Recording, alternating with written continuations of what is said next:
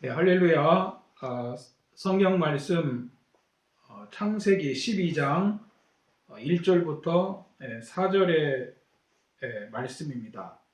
1절만 봉독을 해드리겠습니다. 여호와께서 아브라함에게 이르시되 너는 너의 고향과 친척과 아버지의 집을 떠나 내가 네게 보여줄 땅으로 가라. 아멘. 이 본문을 가지고 복의 통로라는 제목으로 함께 말씀을 나누고자 합니다. 이 세상에 존재하는 것은 원인과 그리고 또 과정과 결과가 있습니다. 우연히 있는 것은 아무것도 없습니다. 무엇이든지 무슨 일이든지 과정이 있고 그리고 통로가 있다는 것입니다. 그런데 이 좋은 통로가 있고 또 나쁜 통로도 있습니다. 우리 성도님들은 항상 좋은 통로가 되어야 합니다. 장신대의 정연호 박사님이 본인이 경험한 것을 이 잡지에 기고한 글입니다.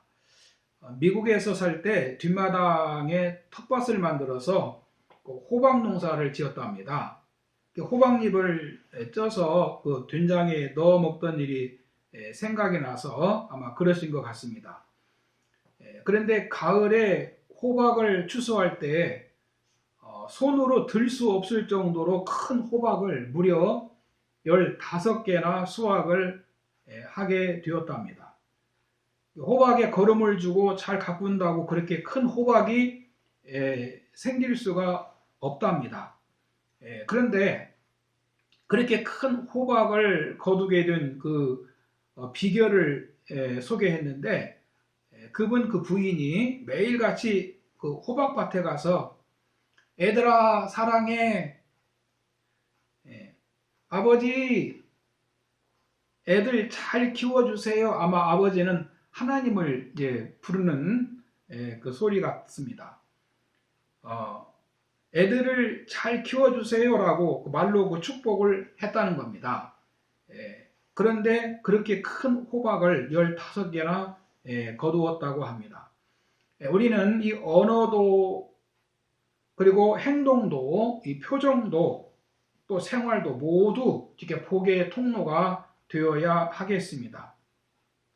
나에게서 이 좋은 것이 흘러나가게 해야 됩니다. 우리 성도는 정말 이 축복의 통로가 되어야 됩니다. 오늘 본문은 하나님이 아브라함에게 축복의 통로가 되게 해 주시겠다는 말씀입니다. 본문에 보면 모든 민족이 너로 말미암아 복을 얻을 것이라고 말씀하십니다. 하나님은 아브라함 한 사람에게만 복을 주시는 것이 아니라 아브라함을 통해서 모든 민족이 복을 받게 하시겠다고 말씀하셨습니다. 아브라함을 축복의 통로로 삼아 주시겠다는 겁니다. 하나님은 아브라함에게 이 축복의 통로가 되게 하시겠다고 이렇게 말씀하시면서 그리고 그 길을 제시를 하십니다. 오늘 우리도 하나님의 이 축복의 말씀을 믿고 그 축복의 통로가 되기를 바랍니다. 그러면 하나님께서 아브라함에게 요구하신 것이 무엇입니까? 첫 번째는 하나님은 아브라함에게 떠나라고 말씀하셨습니다. 본문 1절에 보면 여호와께서 아브라함에게 이르시되 너는 너의 본토 친척 아비집을 떠나 내가 네게 지시할 땅으로 가라 라고 하셨습니다. 아브라함이 살고 있는 곳은 우상의 본거지입니다. 아브라함 아버지 데라는 오늘날로 말하면 우상을 만드는 공장을 가지고 있었습니다. 직원도 아마 데리고 있었는지 모르겠습니다. 매일같이 우상을 만들어서 시장에 내다 팔았을 겁니다. 하나님은 아브라함에게 바로 그런 우상의 본거지인 본토 친척 아비집을 떠나라고 말씀하신 겁니다. 좀 더 구체적으로 말씀을 드리면 너의 본토를 떠나라는 것은 본토는 아브라함이 이날까지 살아온 고향이고 조국입니다. 잔뼈가 굵은 곳이지요. 그의 삶의 터전입니다. 하지만 하나님은 그곳을 떠나라고 하셨습니다. 그곳은 하나님을 부정하고 우상을 섬기는 곳이기 때문입니다. 그 간혹 TV에서 그 일찍이 기독교가 전파된 국가에 그 문화 탐방하는 것을 볼 때가 있습니다. 그들의 그 종교 의식 같은 것을 보면 기독교와 그들이 가지고 있는 그 토테미즘과 이렇게 혼합되어 있는 것을 알 수 있습니다. 그 기독교가 그들의 원시 종교와 이렇게 섞여 있는 겁니다. 기독교 그 의식이 있는 곳에 그 샤머니즘 같은 것이 이렇게 같이 있습니다. 그 예를 들면 보물을 찾으러 땅굴에 들어가는데 그 성당에 갔다 오고 그리고 또 자기 조상신에게 이렇게 빌고 가는 그런 종교 의식을 갖는 그런 것도 봤습니다. 그러니까 저게 기독교인지 또 무당인지 이렇게 잘 구분이 안 되는 그러니까 신앙에 대해서 아주 100% 확신이 없는 거죠. 그래서 하나님은 그 아브라함에게 우상으로 완전히 물들어 있는 본토를 떠나라 이렇게 말씀하신 겁니다. 그리고 친척 아비집을 떠나라고 하셨는데 이는 지금 그 앞에서 이 본토에 대해서 좀 더 구체적으로 하시는 말씀이라고 이해할 수 있습니다. 즉 불신자들의 악한 모든 영향력에서 떠나라는 겁니다. 하나님을 거역하는 이방 풍습과 언어와 습관과 문화에서 완전히 벗어나야 한다는 겁니다. 그래서 아브라함은 하나님을 의지하고 하나님의 도우심으로 살아갈 수 있도록 새로운 출발을 해야 했습니다. 이것은 정말 쉬운 일이 아닙니다. 하지만 아브라함은 그렇게 함으로 이 축복의 통로가 되는 길을 선택을 한 것입니다. 세상을 변화시키는 위대한 삶을 살았다는 겁니다. 여러분, 우리도 그 복의 통로가 되기 위해서 버릴 것을 버려야 됩니다. 언젠가 사모 그 집안 형제들 모임에서 그 마디가 자기 형제 자매들을 잘 키워주신 그 장인 어른에 대해서 하는 얘기를 들었습니다. 예전에 시골에서는 겨울에는 일이 거의 없는 계절이죠. 농한기라고 하지요. 지금은 농촌도 비닐하우스 같은 것을 만들어서 뭐 채소도 가꾸고 또 딸기 농사도 하고 특작물 같은 것을 하니까 바쁩니다. 하지만 예전에는 대부분의 그 마을 어른들이 이 동네 그 사랑방에 모여서 화투를 치면서 시간을 보내곤 했습니다. 지금으로 말하면 마을 회관 같은 곳이죠. 그러다가 이상한 바람이 불면 이제 도박판이 벌어집니다. 노름을 한다는 거지요. 겨울철에 시골에는 그런 그 겨울 문화가 있었습니다.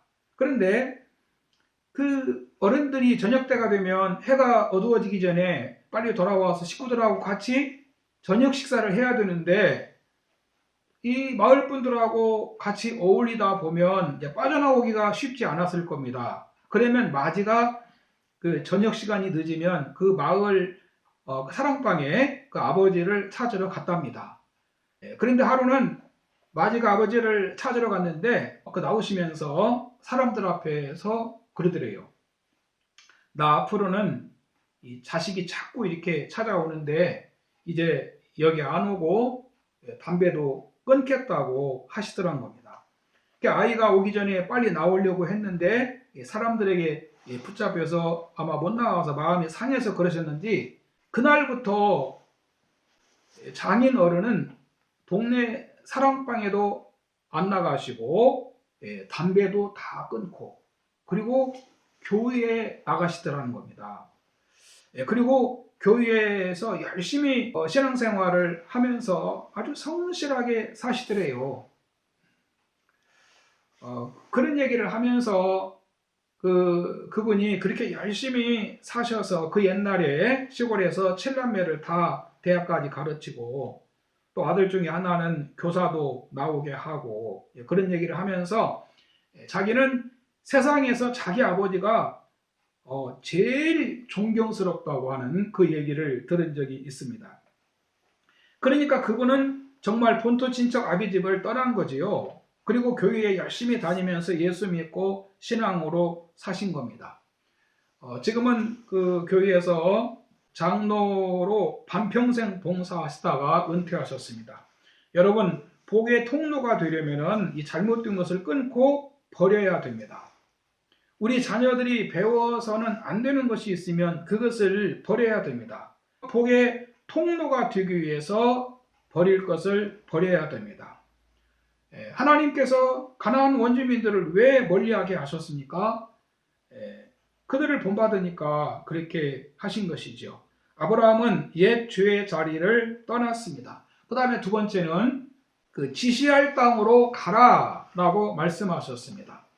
본문 그 1절에 보면 여호와께서 아브라함에게 이르시되 너는 너의 고향 친척과 아비집을 떠나 내가 내게 지시할 땅으로 가라. 하나님이 지시하시는 길로 가야 됩니다. 내가 내게 보여줄 땅으로 가라고 하셨습니다. 하나님이 아브라함에게 보여주시는 땅은 강 건너 가나안 땅이었습니다. 그러면 하나님께서는 오늘 우리에게 어디로 가라고 하실까요? 어디 교통이 편리한 지역으로 가라고 하실까요? 학군이 좋은 곳으로 가라고 하실까요? 재개발 지역으로 가라고 하실까요? 물론 이런 곳은 본인 형편에 따라 움직일 수 있습니다. 사안에 따라 하나님께서 어느 지역으로 가라고 하시는 특별한 감동을 주실 수도 있다고 생각합니다. 하지만 지금 이 시대에는 내가 보여줄 땅으로 가라는 말씀은 하나님 말씀을 순종하며 살라고 하는 말씀으로 저는 이해를 합니다. 고향 친척 아비집을 떠나는 것도 지금은 어느 지역을 말하기보다는 의미적으로 세상과 구별을 해서 살아라. 새로운 비전을 가지고 살라는 말씀으로 이해가 되고요. 그리고 하나님께서 지시할 곳으로 가라고 하시는 것도 하나님 말씀을 순종하며 살라는 뜻으로 해석을 해야 하지 않을까 그렇게 생각이 듭니다. 예를 들면 그 가나안에 이미 들어간 이스라엘 백성들에게 하나님이 지시할 곳이 어디가 있겠습니까? 그들은 약속의 땅으로 들어가서 지파별로 그 땅을 다 분배받았어요. 그러니까 이제 하나님이 지시할 땅이라는 것은 그들에게 어디로 가라는 말씀이 아니고 이제 하나님 말씀대로 살라는 겁니다. 에스겔서 20장 13절에 보면 사람이 준행하면 그로 말미암아 삶을 얻을 나의 율례라고 말씀합니다.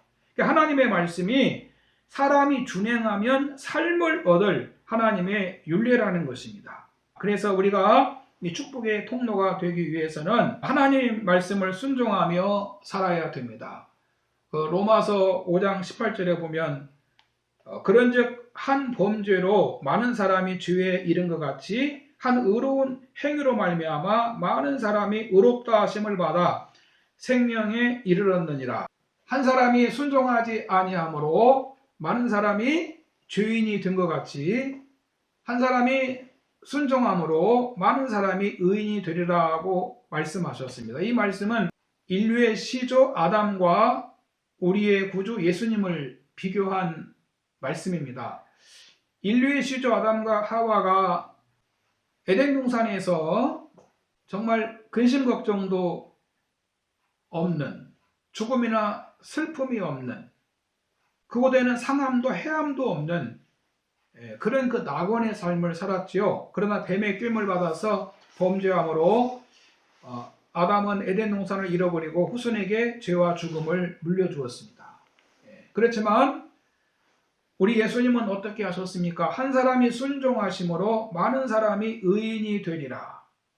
우리 예수님에게도 많은 유혹이 있었고 그리고 여러 가지 어려움들이 있었습니다. 그렇지만은 예수님은 많은 그 유혹을 다 물리치시고 그리고 그 어려움을 다 이기시고 하나님 말씀을 순종하셨습니다. 우리는 예수님의 그 순종하심으로 죄 문제가 해결되고 하나님의 자녀가 된 것입니다. 그래서 이제 주님의 은혜를 받은 자들은 그 믿음으로 살아야 됩니다. 우리가 하나님의 은혜를 받았는데 하나님의 뜻대로 안 살면 우리 가족에게나 다음 세대에 우리가 어떻게 축복의 통로가 되겠습니까? 주님을 믿는다고 하면서 신앙생활을 제대로 하지 않는다면 축복의 통로가 될 수가 없습니다. 축복의 통로로 쓰임받는 삶을 가져야 됩니다. 여러분, 하나님 말씀에는 약속이 있다는 거 아시죠? 신명기 28장 1절 이하에 보면은 그 하나님 말씀을 듣고 순종하면 하나님이 여러 가지로 축복을 하신다고 하는 그 약속의 말씀이 있습니다. 그래서 우리가 하나님 말씀을 순종하면서 살아야 됩니다. 우리는 지금 어디로 가고 있습니까? 세상을 향해 가고 있습니까? 아니면 하나님을 향해 가고 있습니까? 그냥 가만히 있나요? 가만히 있는 것도 하나님이 지시하시는 곳으로 가는 것이 아닙니다. 하나님을 향해 간다고 하면서 세상에만 마음이 다 있고 주님께는 마음을 두지 않고 있지 않습니까? 우리 성도는 그 세상 대세에 밀려서 세상으로 떠내려가는 삶이 아니라 세상을 거스르는 삶을 사셔야 됩니다. 할렐루야. 마지막으로 세 번째는 아브라함은 복을 받고 그리고 복을 물려주었습니다. 이 본문 1절 2절 보면 아브라함은 그 약속의 땅을 받습니다. 그리고 그 땅을 후손들에게 물려줍니다. 창세기 13장 14절에 보면 롯이 아브라함을 떠난 후에 여호와께서 아브라함에게 이르시되 너는 눈을 들어 너희 있는 곳에서 북쪽과 남쪽과 그리고 동쪽과 서쪽을 바라보라. 보이는 땅을 내가 너와 내 자손에게 주리니 영원히 이르리라 라고 하셨습니다. 하나님의 약속하신 땅을 후손에게 물려주었습니다. 다음은 큰 민족을 이루게 하셨습니다. 아브라함은 자식을 가질 수가 없었습니다. 그러나 하나님은 불가능한 일을 가능하게 하셔서 큰 민족을 이루게 하셨습니다. 하나님은 불가능한 일을 가능하게 하시는 분이십니다. 부자가 천국 가는 것이 낙타가 바늘귀로 들어가는 것보다 어렵다고 하셨습니다. 제자들이 그 말을 듣고 나자빠지지요. 그런데 주님은 사람은 할 수 없어도 하나님이 하시느니라 라고 말씀하셨습니다. 여러분, 우리는 예수님을 통해서 천국 백성의 일원이 된 것입니다. 이뿐만이 아니라 하나님은 아브라함 이름을 창대하게 하겠다고 말씀하셨습니다. 아브라함은 나그네였고 유리하는 자였습니다. 존재감도 없었습니다. 그러나 하나님께서 그를 창대하고 존귀하게 하셨습니다.